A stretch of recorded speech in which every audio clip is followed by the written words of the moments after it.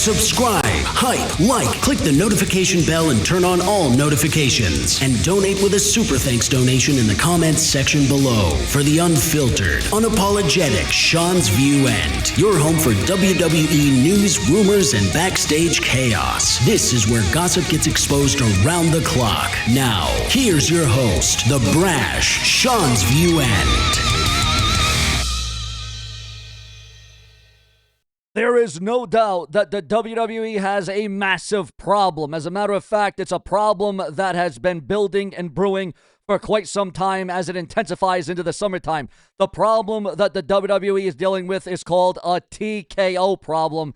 And according to those in the know, TKO is going to need an RKO. I need you to stop what you're doing right now, because what I am about to tell you, what I'm about to show you, might be the most infuriating thing that you have seen as a WWE fan. While TKO is telling you your favorite WWE stars take a 50% pay cut or get out or get released or get removed, the executives running this company for TKO just gave themselves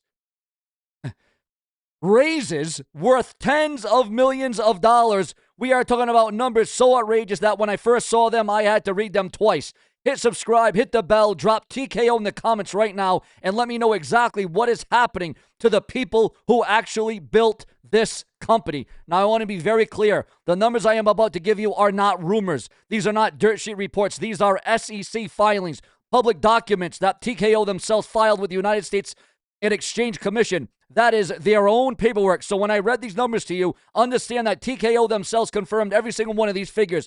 And when you hear, alongside what Bryan Alvarez reported about what they are doing to the wrestlers, the WWE superstars, the ones that bust their butts, I want you to tell me in the comments if this makes you angry, because it should. Let's start with Ari Emanuel, the CEO of TKO Group, the man at the very top of the food chain and controls both WWE and UFC.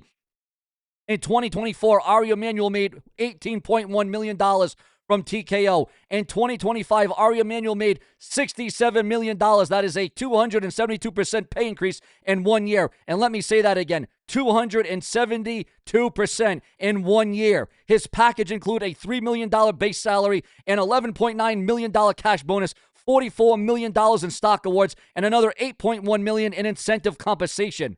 But wait, it gets worse. Mark Shapiro, TKO's president and chief operating officer, in 2025 made $42.6 million, up from $32 million the year before. Nick Khan, president of WWE, the man who was supposedly running the day-to-day of your favorite wrestling company, in 2024 he made $6 million. In 2025, $24 million. That is a 304% increase, 304%.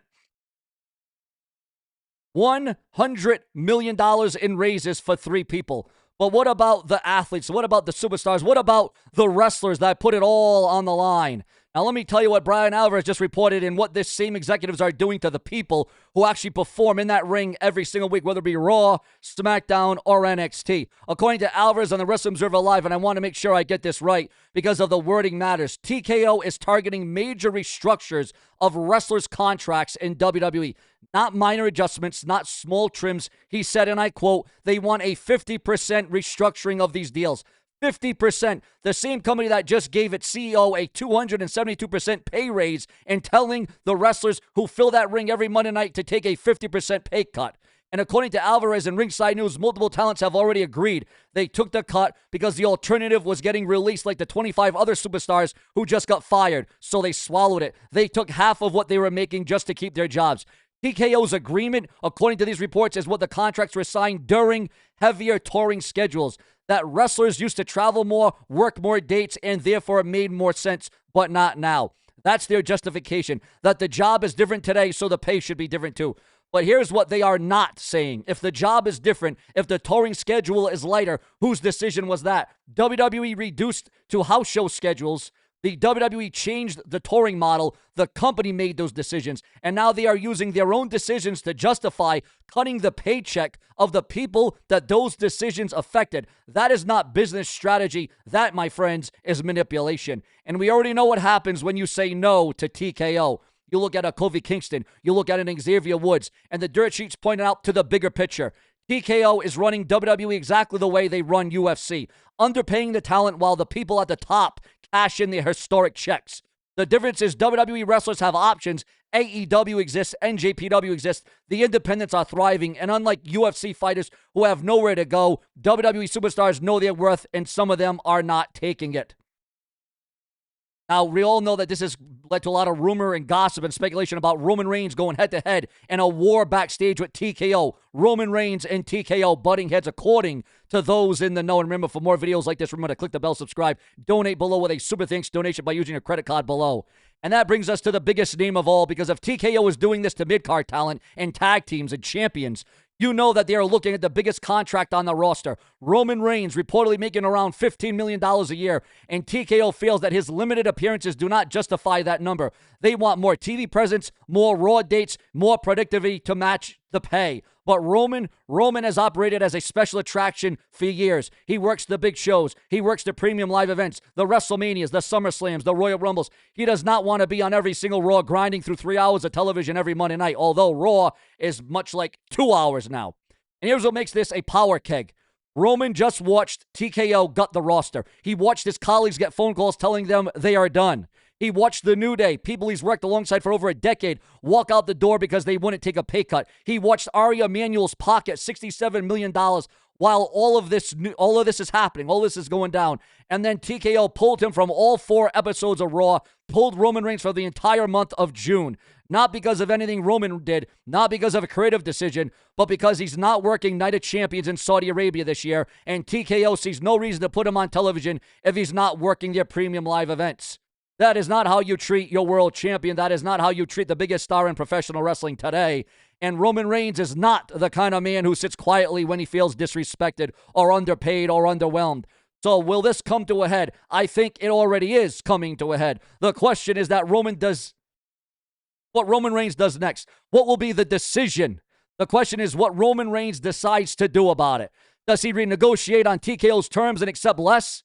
Does he walk away after Backlash on Saturday? Does Roman Reigns leave the WWE due to this ongoing anguish? Or does he do what Cody Rhodes once did and show up somewhere nobody expected him to be? Will Roman Reigns show up in AEW All Elite Wrestling? Here is the bottom line, and I need you to really hear this. A company that takes $100 million in executive raises in a single year while cutting 25 WWE roster members, forcing 50% pay cuts on the survivors, denying no-cut clause requests, cutting the show short on Netflix Monday Night Raw, firing a 25-year production veteran, and standing in a contract standoff with their world champion. That company has a values problem, not a budget problem, not a business strategy problem, a values problem. The people who build this product every single week, the wrestlers who travel, who train, who put their bodies on the line, who create the moments that sell the tickets and drive the Netflix numbers. Well, let me tell you something. If they're going to do all this, if they're going to give them all these different raises and they're going to pay WWE stars less, you should take those ticket sales and it should be $100 a ticket. If you're going to raise everything else and you're going to bottom out everything else, well, why don't you bottom out so we can go to your WWE events and actually afford it and make your tickets affordable, because it is absolutely ridiculous. The fans are watching. They see it. They see the We Want Kyrie movement prove that fans will fight back when they feel like the talent is being mistreated. The reaction to the New Day releases prove that fans are paying attention to what TKO is doing behind the scenes. The people who build this product every single week, the wrestlers who travel, who train, who put their bodies on the line, their blood, sweat, and tears, who create the moments that sell the tickets and drive the Netflix numbers, those numbers are being squeezed dry while the men and the women and corporate offices collect checks most people cannot even imagine. If you're not subscribed, I am here every single day. This is the channel that gives you the stories before everyone else catches on. My name is Sean. This has been The Brash and the Brazen. We keep you in the know on the hottest, the latest, the greatest, the newest, the most defiant, because without you, there is no Sean View. Plenty more to come. Subscribe.